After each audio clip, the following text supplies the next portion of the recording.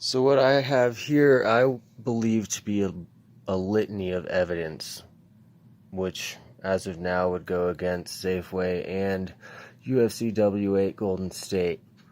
On December 21st, 2019, I complained to a third assistant manager, Vivian, of being harassed by an employee or a customer. I was not helped by her. She failed to follow the policy. Next, I went to Valerie Cross, the hiring supervisor, who in the break room told me that she was just a union employee. What did she expect me to do? I explained to her that it was a law. I was in a protected class. She was required to help me. Kathy, Gladys, and Josie were all witnesses to this claim of discrimination. Valerie then told me that she would call Julie to figure out what to do.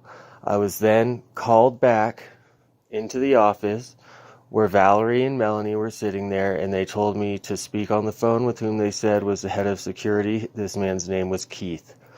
Keith began to ask me questions about what happened. I told him what I thought was going on, and he proceeded to ask me if this was usual behavior, to which I responded, no, I'm not usually upset unless I am being discriminated against by customers. And he proceeded to use me being upset to have a drug test performed on me. This traumatized me.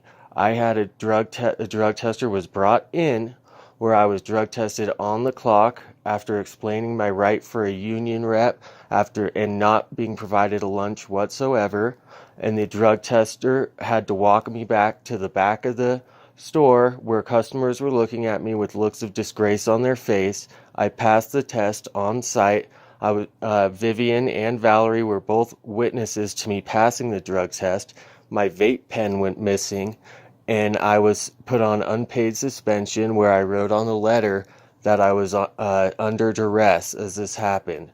I signed out and left the store, and I have received these letters since then.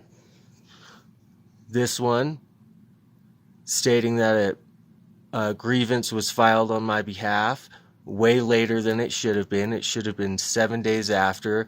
I was called repeatedly. He never filed the suspension on time. I told him to file grievance after grievance after grievance. I received this one with it, stating that they wanted me back. Money's lost. No just cause. And then I speak with the union reps who told me they had documents from the store. It seemed like they were all over the place, improprieties all over the place. I then received this.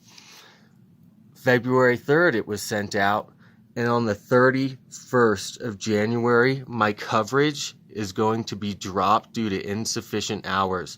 Insufficient hours because I was illegally suspended from the grocery store.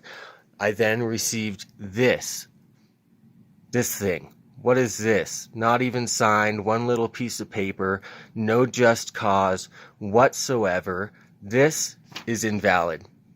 What is this? Then I received, and this is what it came with, saying that they discussed my grievance on the 3rd of February. Wait, the 3rd? Oh, this says the 22nd my termination was in effect from Safeway. The 22nd. And then we have, what is that? The 3rd of February? That is extremely improper. And look at the wording. Look at the language of this right here. If you choose not to sign and return this settlement within 10 days, it shall become null and void, and your termination will stand as issued. That's interesting. And then we get this, which they try and call a settlement agreement and release, which is really more like an NDA agreement. And what does it speak about? It speaks about releasing my claim, and if the grievant applies for employment with the employer or related entity, he or she agrees that such employment shall be terminable immediately with or without cause. That seems like a violation of my God-given rights. Releasing all claims of discrimination or harassment on the basis of any protected characteristic. Interesting. From the claims from any nature whatsoever from the beginning of time to the date of the execution of this agreement, known or unknown, suspected or unsuspected. Interesting. All rights under the collective bargaining agreement are hereby waived. Strange. What else do we have on here? Grievin attests that no promises or inducements have been offered in exchange. Obviously not.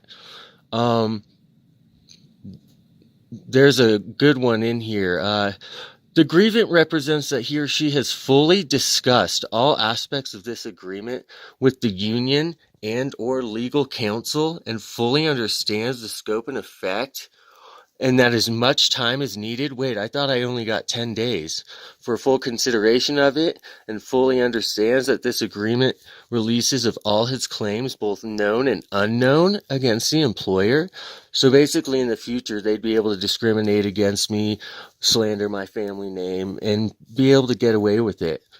And then it's signed here by Jessica Taylor, the labor relations manager, not signed ever by me or Rick Salton, who also signed